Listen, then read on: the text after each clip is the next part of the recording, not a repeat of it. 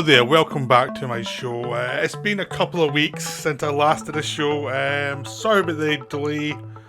I've had a bad 2 weeks, just general life stuff. So, I've been watching stuff, but I haven't been making videos. Now everything seems to be much better sorted out, so hopefully it's back to normal. So I'm back to making videos again. So I'm starting off with Gamera Series, which is the Japanese rip-off of Godzilla. Basically, it was inspired by Godzilla series. It was in competition with the Godzilla series from a different studio from Japan, and it was always viewed as like Godzilla's little brother. It was quite as good. It never had the budget of the Toho films, Godzilla Toho films. It never quite had the reach really of them. So it just became this series that went on and it was mainly for kids. But there was a lot of good stuff in there. So Arrow released a massive box set, which you've seen probably tons of videos about. I'm not going to show you the box set because it's been around for so long. Basically, tons of videos have been made about the box set, so I'm not going to do the unboxing stuff because you've all seen it. Instead, I'm just going to talk about the films.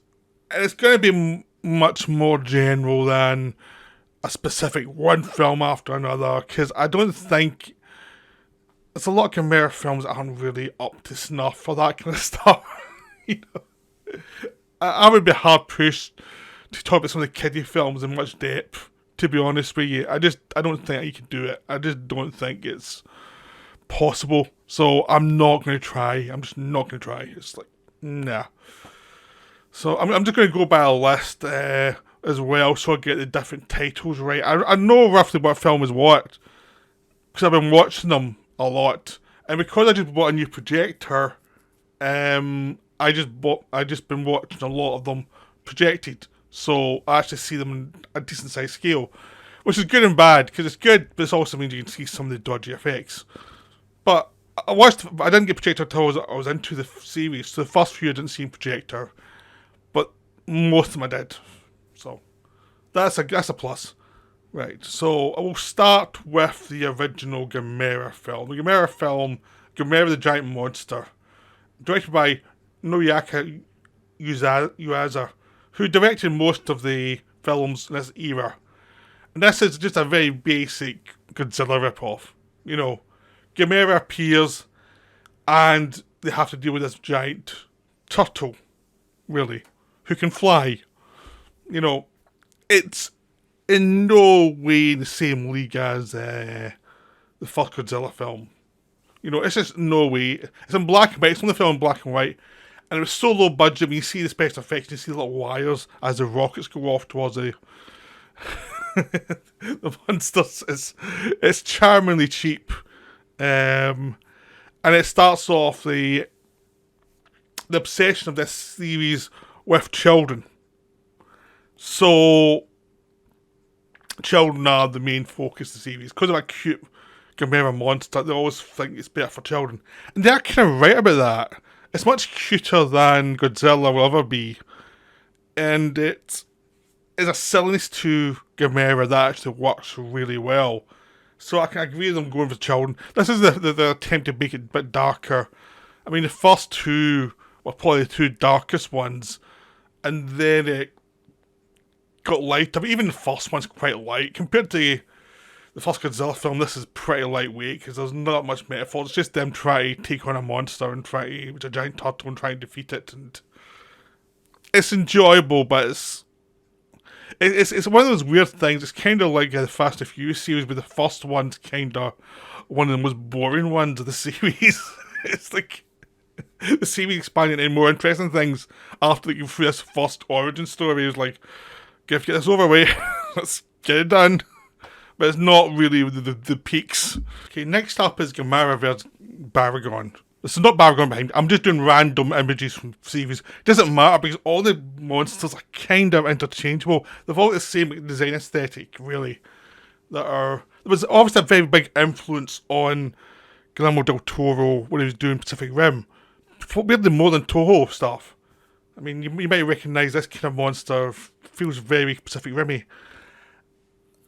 And the monsters are it's almost like this is the working class monster movie series. You know, it's like it has to work for its thrills. And Baragon, the film, is the one film in this era that's not directed by the. Oops, directed by Shikio Tanaka before everyone went back to Naroka Uriza. I mean, that was the. He was the more grown up director from the studio, so they gave it to him because the first film was a surprise hit.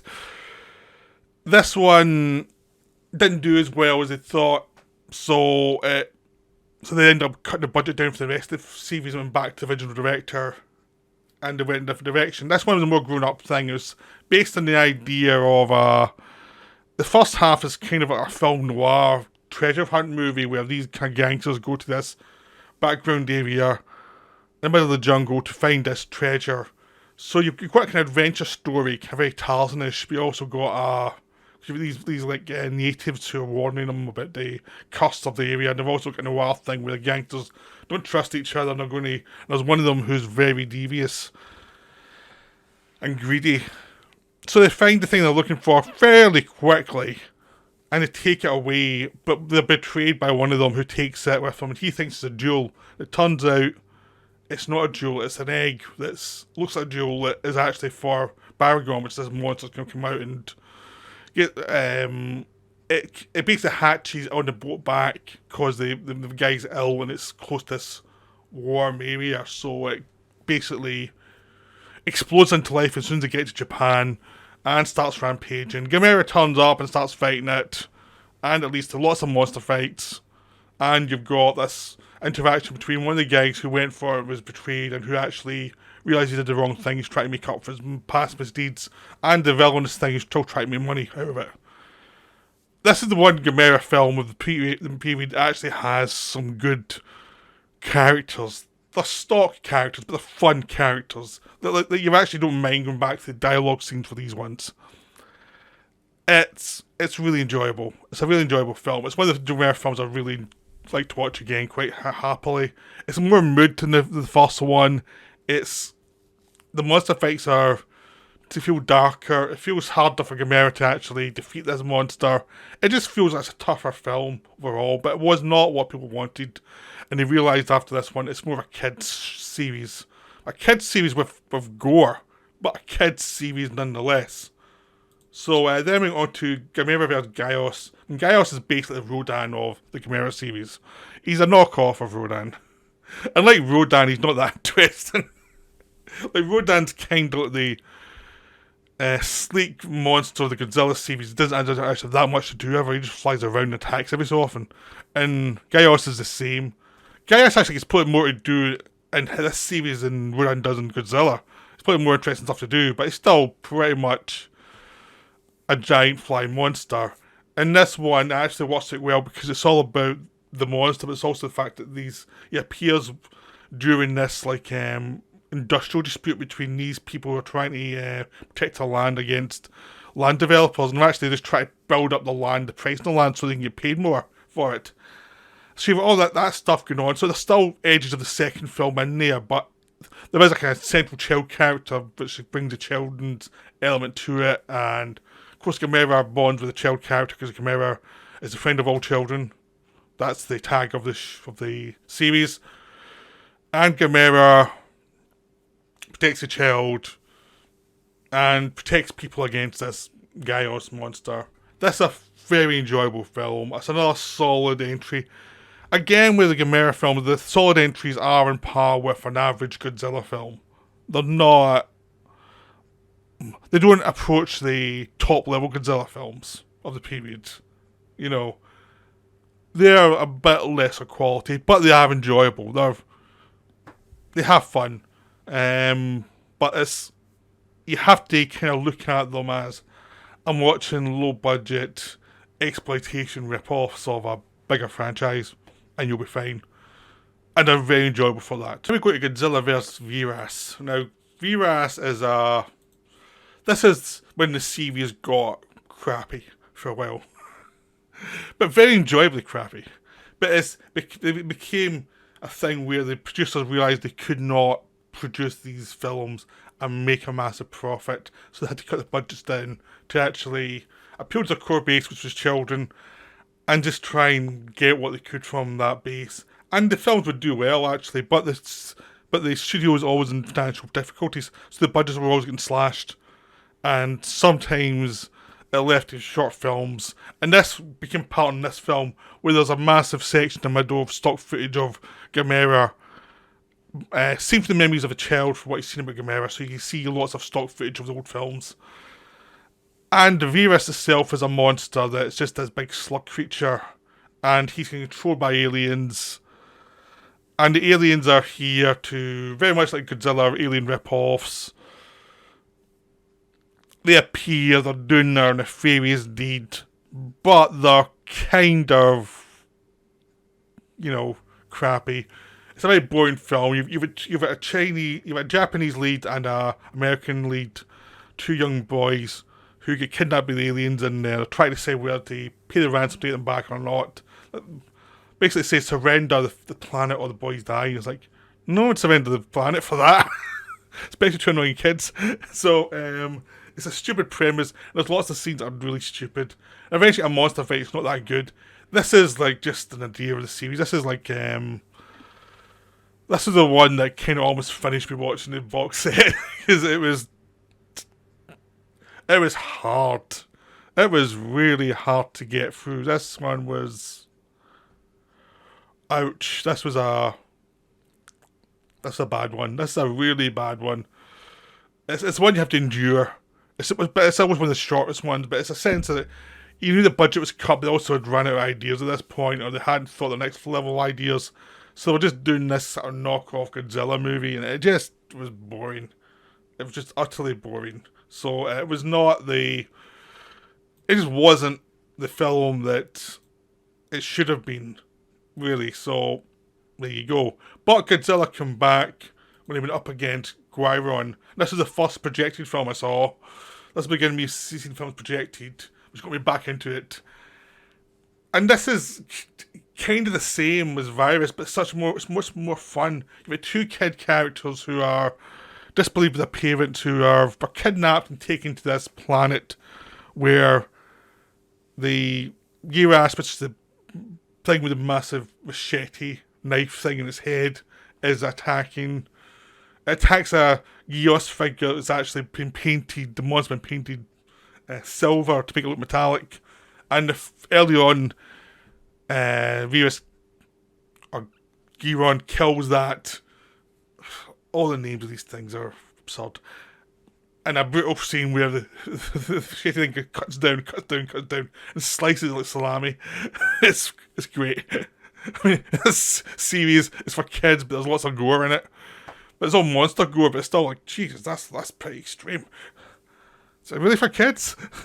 So, it's really enjoyable, though. It's set in an alien planet. Gamera, because he's a friend of children, goes to help them out. Gets defeated by the main monster, falls into water. Then the kids are chased around by these two alien women who are trying to steal their brains or something like that for some reason. Then Gamera recovers, comes back up and kicks the crap out of the monster, and the aliens are defeated.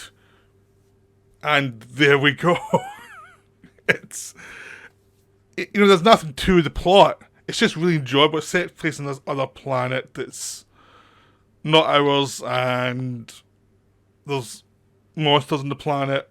There's a giant monster that Gamera defeats, and Gamera just destroys this thing. I mean, it's this thing where this is where Gamera finds its move, which is because it can fly.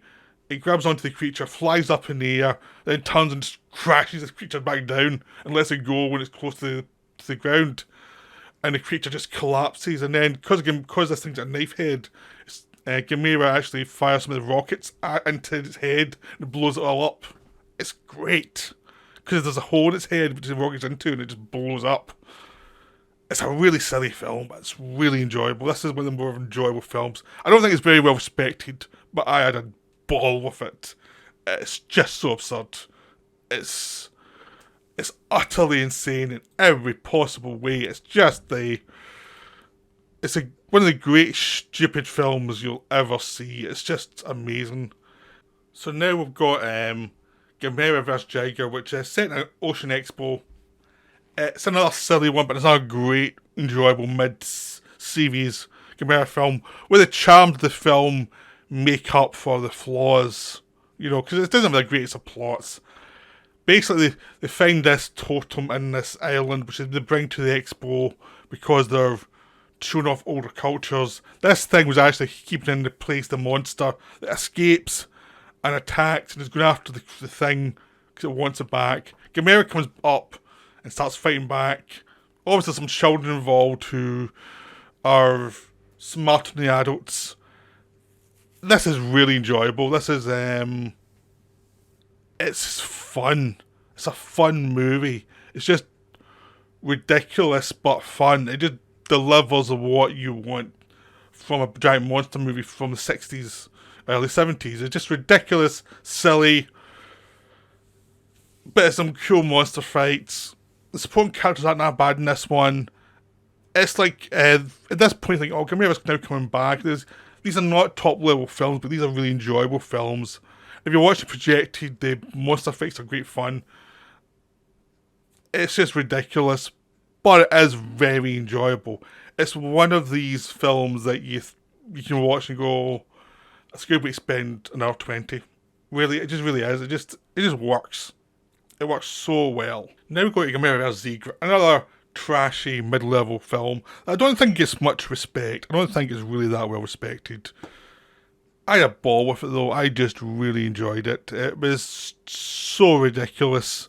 It's got monsters. It's got this weird aquatic monster. It's basically a mutant shark that can fly every so often out of the water. Gamera's fine underwater, above the water. There's underwater sequences where they have to go and fight them to watch the monsters. I forgot to say, in one of the other Gamera films, they do a Fantastic Voyage thing where two kids go in a little submarine, go into Gamera to destroy the little parasites within Gamera to save it. They go Fantastic Voyage in these films. That's how cool they go, or how silly, or whatever. Anyway, they're back to this film. There's a point where there's an alien woman who's running around in a bikini chasing these two children, which is dodgy as hell. That's weird as hell. Inside a base that's actually occupied by the army, and like no one's seeming to stop her. People are getting brainwashed. There's all these weird aquatic things. It's utterly ridiculous. Basically, you cannot take anything seriously about this film, but it's still so enjoyable. It's so ridiculous. It's like a more serious video would be like lambasting this one, going, "Why are you saying anything nice about this?" But it's fun. It's ridiculous fun. I had a blast watching this one, even though it was really stupid and half the plot's already gone from my brain. Just the imagery remains, the atmosphere. It's just a ridiculous film. But yeah, it's like it's wonderful. Finally, we'll get Gamera Super Monster. This is the last of this period, and from the last of this director who originated this series. This was actually made like 10 years later. Like this Gamera series, the studio went under, and it came back, and it thought it would make a Gamera film to try and boost its sales. Then it ran out of cash, so you get this weird film made up of a lot of stock footage. To be honest, I fast forwarded through a lot of this film because it's so bad. It is terrible. There's superhero women who exist on Earth and who are doing things, I suppose. I was fast forward through most of the exposition, to be honest. Obviously there's a kid who's looks up to Gamera and all the rest of it, and whose little pet turned into Gamera, who then comes and fights the aliens, and lots of things happen, and the aliens send in all these monsters to fight Gamera, which released all this stock footage of different films, including black and white films, which has now been given a bit of red to make it look like colour. Yeah. It's bad. It's so bad. It's like, even the normal scenes are terrible, and you can see the actors are embarrassed. The thing I can say about this is the Gamera equivalent of Galactica 1980, that Battlestar Galactica sequel that was terrible and lots of kids involved and things. That's equivalent of this film where it's like, what the hell are they doing? Like, this makes no sense. So that was the end of that era. That killed Gamera dead. It was a massive bomb. It was an embarrassment to everybody. No one wanted to touch Gamera for a very long time. And then came Shizuki Kaneko with Gamera Guardian of the Universe. A reboot in the mid-90s that was awesome. This is like one of those weird things, like a character that should not have had a great movie made about it because it was so absurd. Suddenly gets a great movie. Or a great kaiju movie. It's amazing. This trilogy is just so good. It doesn't do anything amazingly new. It just takes it seriously. It has this dark atmosphere to it that's just wonderful. I mean, the series pretty much is bring back Gamera, make him darker, give him a monster he has to fight, and watch them fight. And they've got these different characters who you like watching, who are investigating the basically Gaios, which is brought back. Now the Gaios here actually can breed quickly, and they have to really stop it from breeding, because if it keeps on breeding, it'll take over the world. So Gamera has to come. Gamera's actually this kind of figure that's representing the Earth. It works for the Earth actually to stop infections Gaios. So it comes back to take on Gaios. And Gaios, they're not quite sure at the start whether they're good or bad. Of course they're bad. But they try and not kill them to start with, to try and find out what they are. And then of course it turns out they're monsters, and they try and trap them within this sports arena. Of course they escape. Then Gamera shows up. There's massive monster fights. And then Gamera has a link with this young girl, the teenager, who's bizarrely played by Steven Seagal's daughter, who's a much better actor than Seagal ever was. And she's got a side connection with Gamera and can feel its pain. So the army's attacking Gamera and the Gaios because they think all monsters are bad. But Gamera's actually out to kill the Gaios, and eventually people get the idea that Gamera is one of the good guys. It's just so well made. It's a really well made kaiju film. That's it. It's exactly what you want from this film. There's a lot of build up. It makes you it creates tension, it creates atmosphere. It's just wonderful, and it just delivers. I mean, I don't want to say that much about it. I just say just go and watch it. It's just so good.